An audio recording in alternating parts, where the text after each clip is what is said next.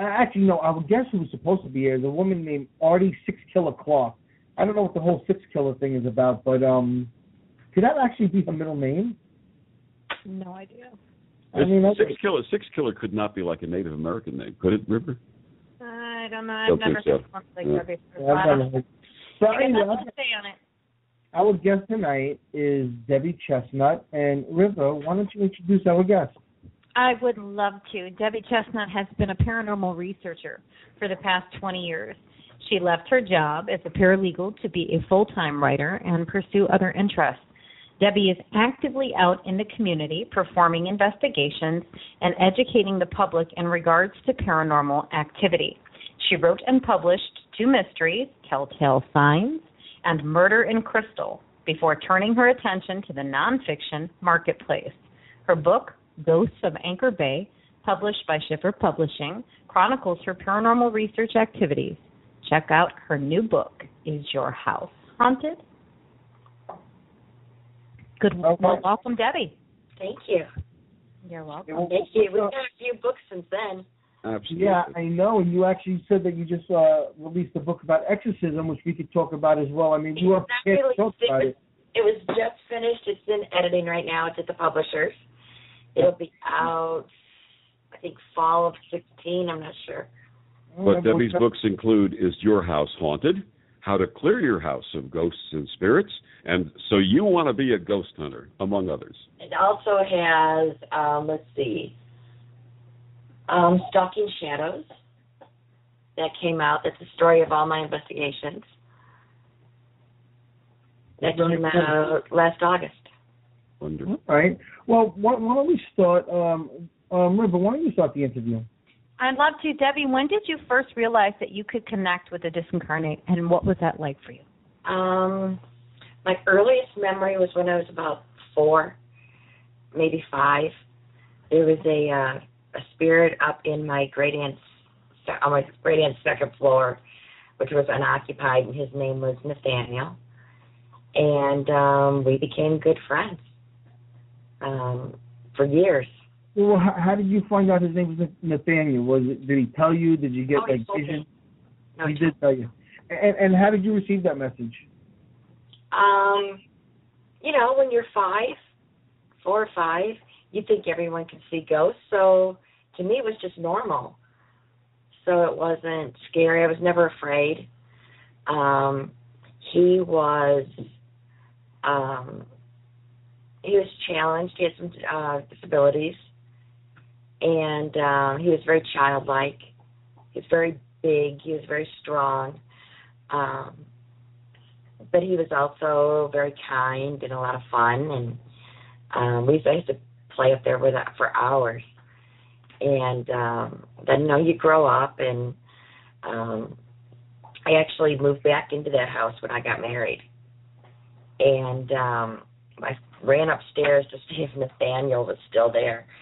And I got a huge ghost bear hug, and he was still there. And you actually felt it, or was it just, how did it feel when you got that hug? It kind of felt like I was in a vice. I mean, it was cold. It was very strong, and it was cold, and but I knew it was him because I could see him. That's interesting. Victor, let me ask you a question. Now she said she got a ghost hug, which I think is really cool.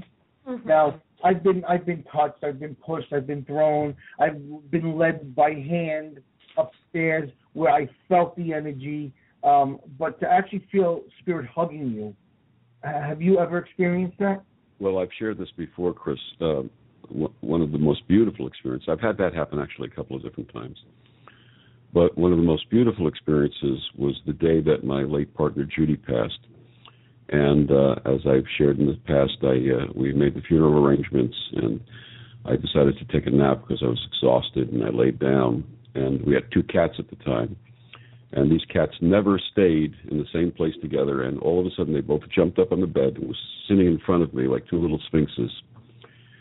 And they were staring at me, and all of a sudden their gaze went to the corner of the room by the door, and then over above the bed, And then they started moving their eyes down simultaneously, and I felt two hands rubbing my back. And I knew it was my Judy telling me that she loved me, that all was well, and saying goodbye. And that was very, very special. That's awesome. How about you, Ruby? You ever have an experience like that? Did you actually feel the hug? Yeah, I've never felt the hug. I've had a lot of touches on the shoulder, some tougher stuff, like you say, the hair pulling or little things like that. I have definitely felt them when I feel like spirit really interacts with me. It's kind of just hard to describe, but I feel it all over inside, and it's just kind of it's just sharing space. It's like running through Jello. Yeah, maybe. Yeah, it's like you're not full. It's not a full feeling, but you're sharing space. And it just feels different. You know what I find interesting, Debbie, is the only time I've ever really experienced like where you actually felt you're being held has been on negative stuff. That's why I find it so interesting. That's why I'm asking these questions, that you felt that, because, I've done exorcisms because people have been held down in bed when they're awake, not like sleep paralysis when they're wide awake. And so my only experience with that has been, a negative thing when they get old. It's a totally different thing. I mean, I've had the whole, being attacked and held down in bed when I was awake thing. It's terrifying. So what was the difference in the energy that you felt? I don't know how to describe. You could feel the love. Really? You could feel the happiness of seeing me. You could feel the excitement. I knew it was him. I could see him. I knew who it was, so I wasn't afraid. But to feel it, it was just, I don't know. It's like if you've gone on a trip and you come home and your kids run up and they give you a big hug and you can feel the love and the excitement. That's what it feels like. Vic, I just want to say something. There are a lot of times when Vic and I will work together, and Vic is very empathic. He gets very emotional with certain energies. And what I find interesting, Vic, is there'll be times when we'll both feel the energy and it affects us differently. Okay?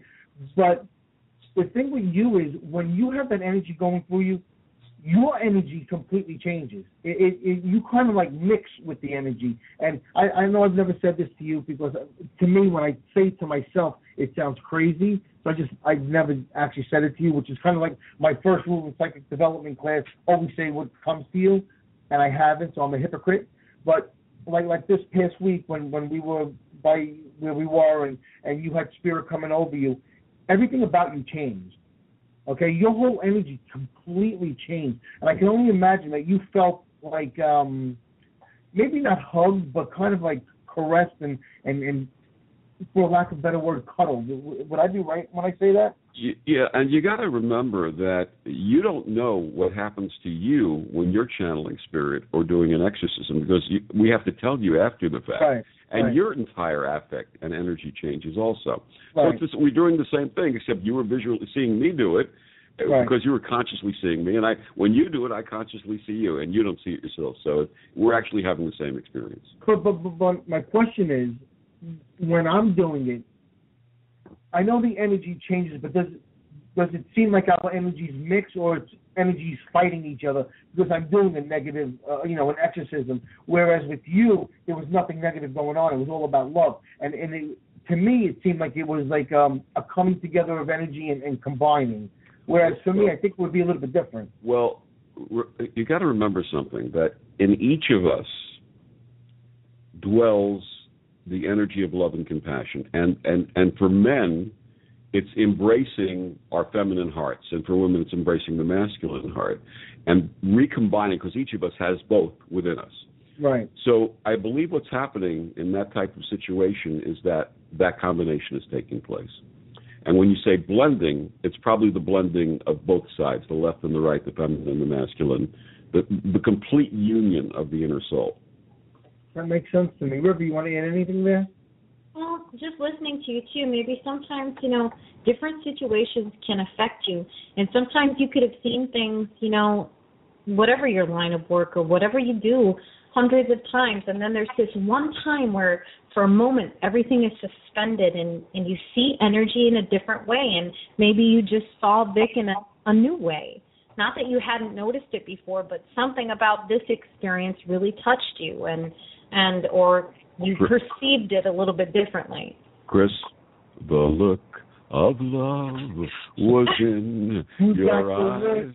I want to know better. You got the look that's all together. Okay, let me stop. Chris, have you taken pictures of Vic when this is happening? Yes, and they're amazing. Yeah, they're amazing. I know, there is something different. Yeah, because I know when I'm interacting with a spirit on an investigation,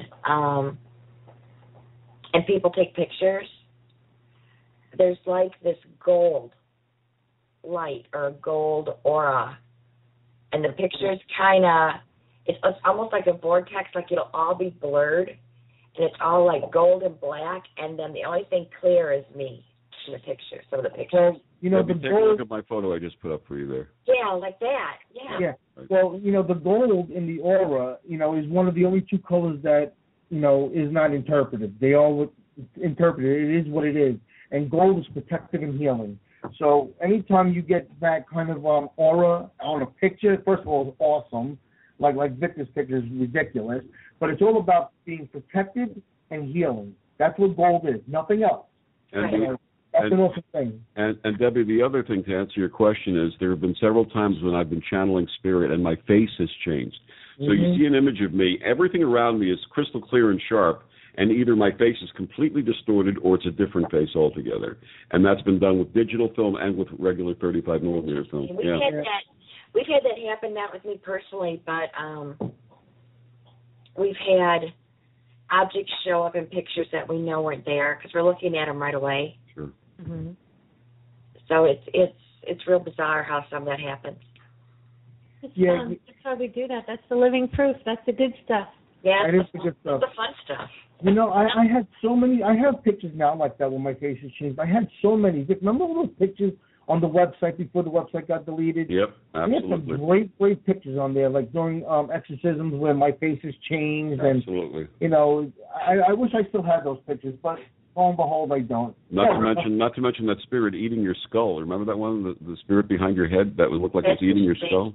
That was a good one. Yeah.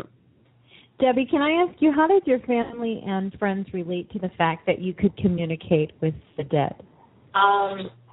You know, no one really knew. Wow. My best friend didn't know until she was 43. Hold on. I know her. How do you hide that? How do you hide that? Yeah. Well, when I was, young, after I started talking to Nathaniel, you tell your parents, there's a ghost upstairs. And they're like, no, there's not. There's no such thing. And it's like, no, really, there is. And I'm describing him, and I started to describe all these other things. And remember, this was the 60s. All right, I was rushed off to psychiatrists, and I was almost institutionalized. At what age? 6 or 7. They thought they'd adopted a schizophrenic child. Wow. Now so that teaches you hide it. Okay. It's interesting. Well, I'm sorry. Go ahead, River. Nope. Was just going to ask, how does the husband feel about that? It's so funny because he's an engineer.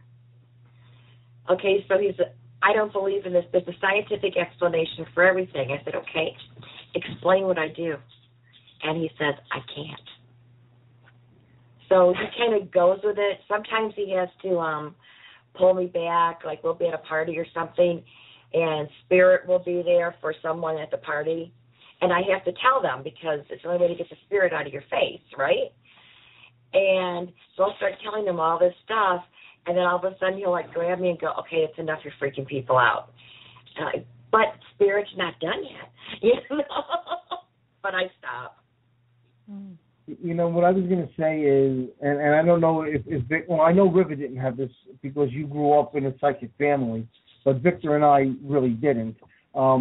It got to the point, I guess I was about 15, and my honestly, my age changes every time. I don't remember, this